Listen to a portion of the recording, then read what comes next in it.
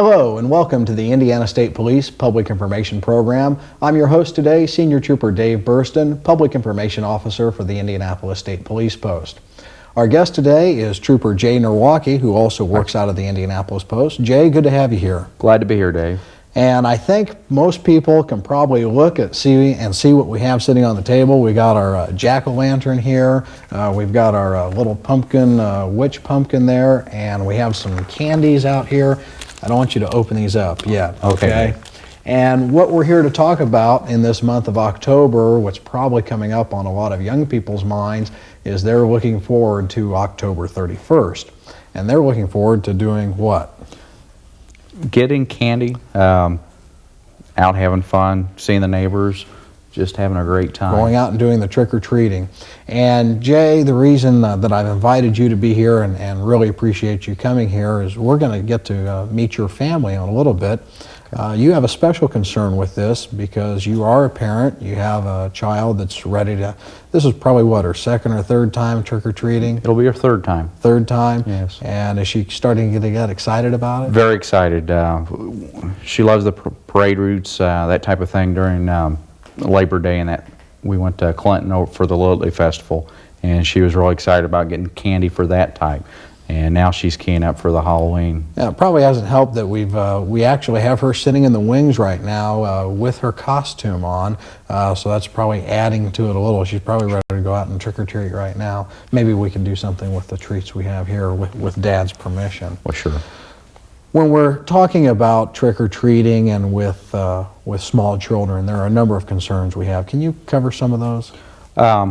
Things that really concern me that during the Halloween, trick-or-treating is done of an evening after dark, worried about going to homes that aren't lit, people driving while the kids are walking from house to house. A lot of the neighborhoods do not have sidewalks, and so the kids are in the street and concerned about that type of thing being So hit. We've got a lot of things to think about, not just from a parent's point of view, but for people that aren't parents that are out driving around, and traditionally we see that people don't necessarily always go trick-or-treating on the traditional night. If it doesn't fall on a Friday or Saturday, maybe it's on a Monday or Tuesday, people go trick-or-treating a few days in advance. So everybody has to exercise more caution driving around. That's correct, Dave. Now, when you go trick-or-treating with your daughter, sure. Kara is 4 years old now? 4. Mm-hmm. So obviously she's accompanied by you or your wife. That is correct. When you go, do you go with other kids, or do you just go by yourself, or do you take some others with a group? Or in the past, we've taken her by herself because we're new to our neighborhood, and it was kind of a way to meet the neighbors, Sure. see what type of thing was going on in the neighborhood, interaction with the kids and stuff. I think this year we're planning on having a couple of her friends come with us and kind of chaperoning a group of them. that makes it more fun for everybody. Sure does. And fun for the parents too. I find that sometimes they get more excited watching their children than sometimes the children are involved in the trick-or-treating itself. When we look at costumes now, I know that this year Kara's going as Pocahontas. Yes, sir. What did she do last year? Last year she was Baby Bop. Baby Bop. Yes, quite a change. We see a change in her maturity level, and she had wanted the Power Ranger outfit, the pink one I believe it was, and then chose not to do that, and we got her into a Baby Bop outfit. And talking about the costumes from a parent's point of view, and it's something that we're concerned in law enforcement too, is the kind of care that goes into choosing what the child's going to wear. What are some thoughts that you have as a parent? Okay, thing that we looked at, my wife and I, was the ease of mobility, whether the child was going to be too warm, too cold in the outfit, if they could see well. Kara has never had a costume where she's had a mask on. If she'd worn that Power Ranger one, you'd have had to face that, wouldn't you? We would have had a mask, and my wife Krista kind of steered her away from that into the Baby Bop because it was an open face, and we used makeup instead of a mask. That's a good point there, to try and use makeup instead of a mask, because with those, I've not seen the Power Ranger one specifically, but I imagine, are the eye holes very large, or were they small? Or? They were pretty small. Pretty small. There was no opening for the mouth or nose holes for proper ventilation. And I'm sure it was very limited visibility as far as what Kara would have seen out of it. So those are things to be concerned with. What are some other things that you look at when you look at the type of costume? That they're not really, if they are dark, which we've had a couple in the past, we would add some type of reflective material. So if we were near street lights or cars or something like that, that it would be illuminated and she'd be seen. Also, that the costume did not get around her legs and would trip her up. Well, that's a very important fact, especially sometimes if people want to go as a ghost and maybe they've draped a sheet over their head and they've cut out the eye holes and everything. Yeah. If that's too long and that gets caught around their feet, they could trip and fall.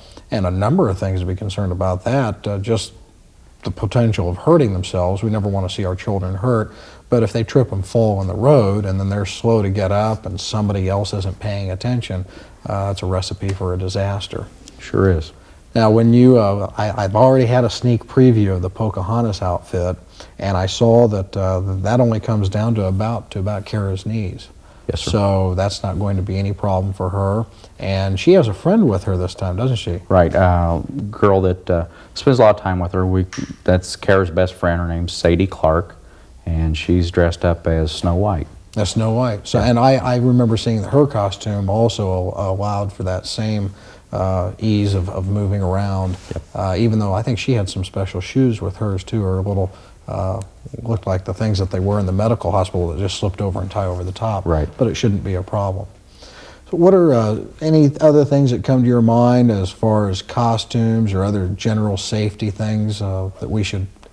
It's all common sense, sure, but it slips back, it goes down to our subconscious level, and the purpose of doing the program today is to bring it back up to that conscious level. Try to look to make sure that the costumes, if you purchase them, that they are flame retardant, that there aren't any type of hazards, snag hazards, pull hazards, that they won't trip over them. Mm-hmm. Like I said, something that's fairly light and airy, because depending on what the weather is, it may be warm, it may be cool. So you want to adjust to that as far as the seasonal possibility of it. Also, like I said, some type of reflective material if it is dark. Carry either a flashlight or they have those glow sticks, cyanolume type sticks that they might want to carry with them. Excellent point. Have something that you can actually carry with you, shine in the road. Some children, especially if they're coming up 7, 8, 9, 10 years of age, they're really into the authentic costumes. So, oh, Darth Vader didn't carry this. But the idea is safety, and I think with a little finessing, moms and dads can help the trick-or-treaters see it their way. Now, you mentioned before that it was new in your neighborhood, and we all like to think that we live in the best neighborhood possible, but we never have complete knowledge or control of what people in our neighborhood do. And it's been less and less of a problem each year, but every once in a while we hear about tampering with products or tampering with the trick-or-treats, the candy that the children receive. Right. Any pointers as far as what to accept, homemade foods versus prepared foods that are already packaged? Sure.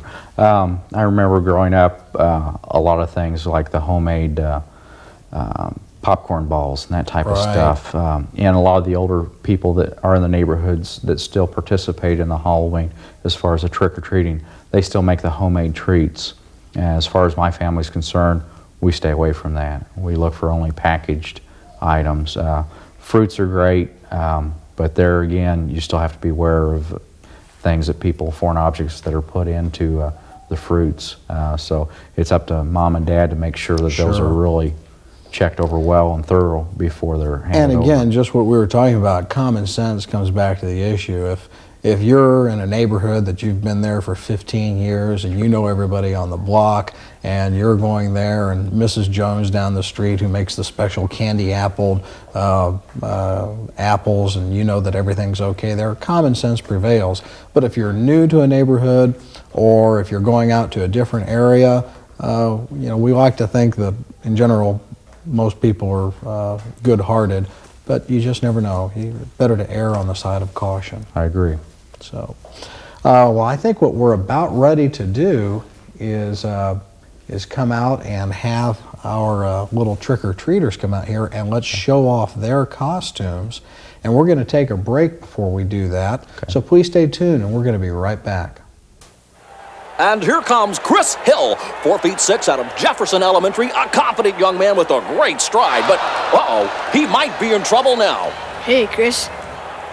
Want to get high? No way, man. That stuff's for losers. Oh, what a move! Chris Hill never hesitates, just blows past that guy. Bob? You're right, Mike. Look, Chris is known for his great head shake. Then he shifts his weight to the right foot, finds a hole, and zip, he's out of there. Spectacular, just spectacular. This kid's got a bright future. Hello and welcome back. As you see, we have two guests with us now, and I'm going to let Jay introduce who we have here. Well, this is my daughter, Kara. She's 4 years old, and her best friend, Sadie Clark. Her parents are Bill and Diantha Clark of here in Indianapolis. Well, Kara and Sadie, thank you for coming here, and you're both wearing some pretty neat costumes. And these are really some examples of the good kind of costumes to wear. And we're going to have our models here. Did you gals ever think you'd be models? Quiet models, right? They're going to stand up and show us their costumes, but we're going to be able to see an example of two good costumes. And some of the things that we're looking at here, you see that they didn't have to have masks on. We have Pocahontas, Kara, and Snow White with Sadie, and they all look very super. Are you looking forward to Halloween? Mm-hmm. Going to do a lot of trick-or-treating? Going to get lots of candy? Is Dad going to go with you? Yes. Do you always talk this much? No, never, ever, huh? Well, do you want to be our models now? Can you stand in front of the table there and look at Dave? There. All right. And then now we have a chance for all of you to look and see the costumes, and you see how Pocahontas' outfit is up around the knees. There's no chance that she's going to trip or fall. Now, Snow White's may be a little bit long, but that's something that Mom or Dad, you can tape it up or hem it up or find a way to make it a little bit shorter and lessen the chance that they would fall. And we're going to talk more about the things that you have to carry your candy in. You see Pocahontas has a pillowcase there. That's not going to tear or rip. It's going to be sturdy. We see that Snow White has a plastic bag. Depending upon how good of a trick-or-treater she is, that may get a little full. Something could poke through, maybe a lollipop. It might break, could cause a problem. We also want to be careful that with plastic bags especially, that children don't use that as a play toy and pull that over their heads or something like that, because we don't want to have any type of a problem with suffocation potentially. The best thing to do, if you're not going to use a pillowcase, if you've gone to the store with the outfit, they make the little plastic pumpkin pails, and sometimes the fast food restaurants have campaigns where they provide things that are safer for children to carry their candy in. So you've had a good look at our two trick-or-treaters. I want to say thank you to Kara and Sadie. And look, there's Mom over there. Can you go to Mom? Go to Mom. All right. Thank you, girls.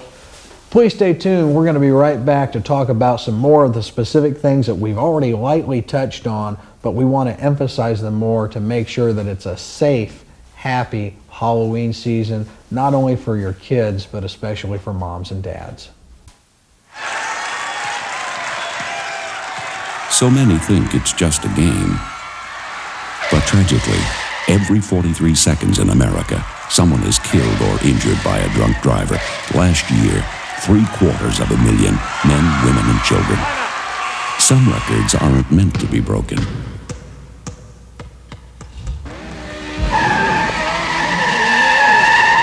It's no game.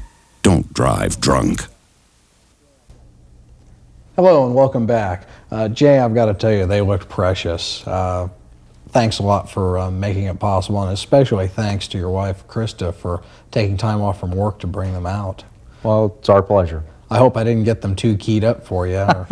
It ought to be interesting. They're ready to go trick-or-treating now. And everybody didn't hear because we had our break there just a second ago, but as your daughter went off stage. She says, "Mom, do we go to McDonald's now?" So everybody's ready. Now we know what your wife does to keep them under tow. Little motivational factor there. Never hurts, never hurts. We've been talking about a lot of things that you can do, and I doubt any parents have been sitting glued to the TV taking copious notes about what we've been talking about. So the state police has prepared a brochure called Halloween Safety Pointers for Parents. Now this is available at every Indiana State Police post across the state of Indiana, and there are 18 state police posts to choose from depending upon where you live. If you're not sure where your state police post is located, look in the front of the phone book, and the phone number will be there. You can call up and get the address and location, and they will have these at what's called the post commander's desk available for you to pick up during normal business hours. I want to talk about some of the information that's in here so that you'll be aware of what you're picking up and see the kind of help that it will provide. As it says in here, the opening statement in here is Halloween can be fun, but it can be a nightmare for parents if you don't follow some simple procedures, not so much tests, and testing the candy and looking at it. And we don't mean testing it by eating it all, but some simple things to help make it safe for everybody. So here's what you're going to find inside that brochure. Check that the costumes are flame retardant so that little ones aren't in danger near burning jack-o'-lanterns and other fire hazards. Keep costumes short to prevent trips, falls, and other bumps in the night.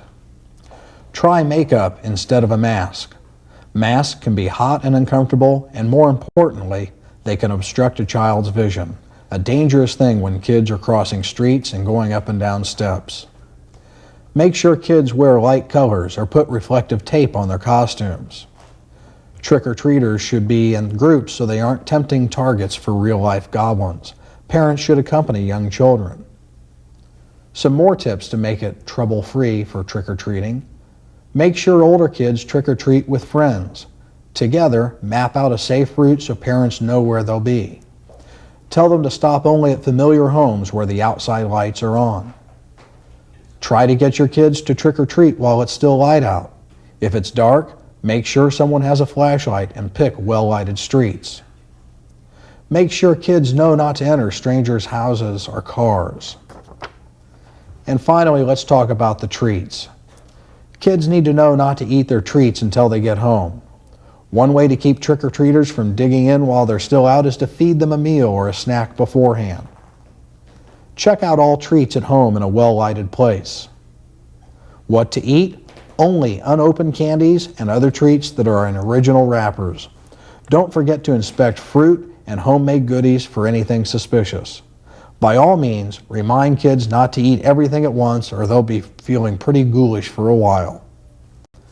The bottom line is, we know, as well as you know, law enforcement and folks at home, we want you to have a very happy and pleasant trick-or-treating experience.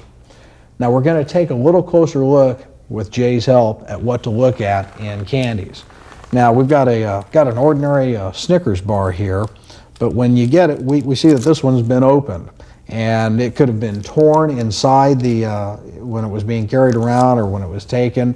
We don't know how it was open or why it was open, but this should be discarded. Jay, you agree? I agree. Even the child could have opened it while when they got the treat from the neighbor. You don't know that, and that's something that you need to key in on, just look at and be aware of, whether they opened it or somebody else had opened it. It doesn't matter how it got open. All that matters is that it was open without you seeing it be open. Now let's imagine that this is still all sealed up. To check to make sure it's not been opened, run your fingers along the seam of the candy. And we have another one here. You can check on either side of it. Make sure that there are no rips or tears. Look for any puncture marks inside it. See that the top is still sealed up. Bottom line is you can't be too careful. And this is why the importance that's stressed in the brochure, tell the kids not to eat before they go trick-or-treating. Excuse me, I got that backwards. Tell them to eat before they go trick-or-treating and not to eat while they are trick-or-treating, because that is something else to be concerned about. Something we do at home, when we get the treats in, we put it out on the table, and we talk about what's going on, why we're doing that. We get Kara involved in looking at the treats that she'd received. And it's just kind of an extra little family time we spend together, and we hype it up and make it real positive and hopefully an enjoyable type thing where we're while we're doing our And that's the good thing to inspecting. do. And Jay, you bring out, see, this is why it's good to have you here, because you're a parent, you know these things. I have no children yet, planning on it sometime in the future, so I'll probably be calling you up for helpful hints and tips. But I think your point is well taken. If you have it, you don't want to just take the bag of candy, pour it out and say, well, you can have this and this and this, you can't have this, you can't have this, you can't have this. Make it educational. Sure. Help them understand what's happening and why. And some of the other things that we talked about on there that we've mentioned them a couple of times, but as they say in instructor development school and the training that we have, tell them what you're going to tell them, and tell them what you told them. Make sure you have reflective tape on those costumes if they're dark. Make sure they have a flashlight. Make sure they're not going to trip. Makeup is better than a mask. And something that I hesitate to talk about, but I think it's important. When children get older, and we're talking about the teenagers, now they see trick or treat as not a time to go out and get candy, but as a time to go out and maybe pull some pranks. And we all were children, we all grew up, we all maybe participated in some innocent and some not so innocent pranks, from TPing a friend's house or soaping windows or something like that. But the thing to remember, the golden rule, do unto others as you would have done unto yourself. I don't think there's anybody out there that if they went out and spent a night egging cars, soaping people's windows, that if they got home at the end of the night and found their car had been egged, their windows were soaped, the humor goes away real fast. Sure does. And sometimes it can go a lot farther than that. We have had cases in the past where people think it's funny to drop something off an overpass.